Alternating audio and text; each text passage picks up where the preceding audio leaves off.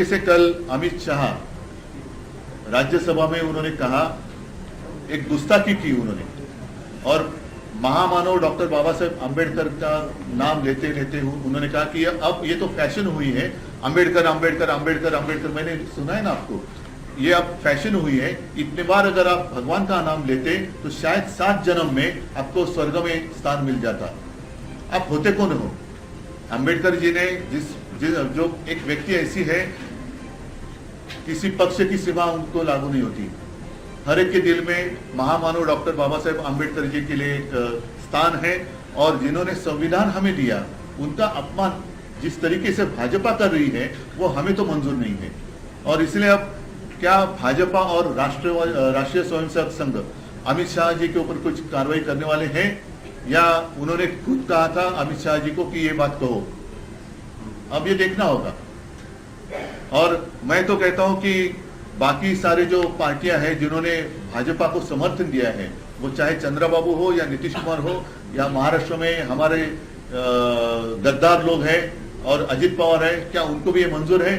रामदास आठवले जी, इसके बावजूद भी आप उनके कैबिनेट में रहने वाले, जिस कैबिनेट में अमित शाह है, तो ये सारी बातें अभी 1-2 दिन में स्पष्ट होनी चाहिए। क्या आप किसी तरह की अपॉलॉजी देख रहे हैं अमित शाह की तरफ से इस पूरे मैटर को देख? नहीं, उन्होंने जो भी गुस्ताखी की है, मुझे नहीं लगता कि उनको ऊपर से कहा गया होगा ही होगा, अन्यथा वो ऐसी हिम्मत नहीं दिखाते। शिवसेना का यहाँ से रोल क्या रहेगा इस इशू को? शिवसेना तो हमेशा शिवसेना का रोल करेगी, लेकिन अब भाजपा का रोल क्या है?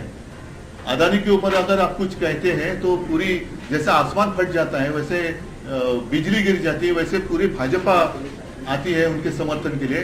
तो अब उनका जो एक नकाब था वो उतर गया है, और उनके दिल में जो एक काला जहर था वो सबके सामने आया है। बीजेपी का कहना है कि वो क्लिप को काट के दिखाया जा रहा है, जो पूरी बात है वो नहीं बताई जा रही। उसके बाद उन्होंने कहा कि कांग्रेस ने किस तरीके से अम्बेडकर जी का, वो कांग्रेस ने जो कुछ किया, कांग्रेस ने अगर गोबर खाया होगा तो इसलिए आपका गोबर खाना सबको मंजूर होगा?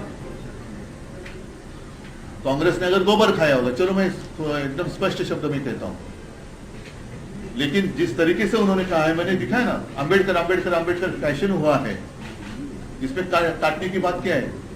इतने बार अगर आप भगवान का नाम लेते तो 7 जन्म में आपको पुण्य मिल जाता, स्वर्ग में स्थान। इसमें काटने की क्या बात है? और आपको क्या दिखाना है?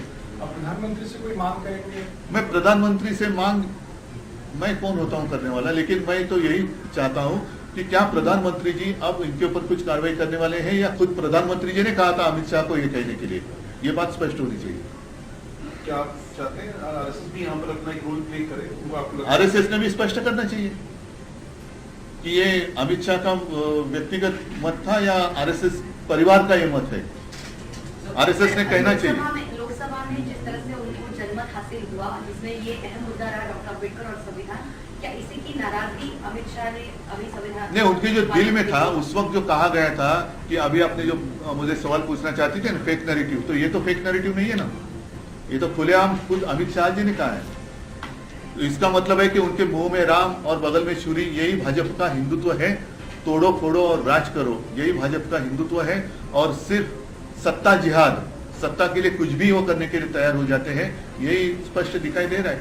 और मैं तो कहता हूँ, महाराष्ट्र, उनको लगता है कि अब महाराष्ट्र में कुछ रहा नहीं, कुछ भी करो, तोड़ो मरोड़ो, महाराष्ट्र लूटो, गुजरात में लेके जाओ, महाराष्ट्र कुछ कर नहीं सकता, ऐसे उनको अब लगने लगा है।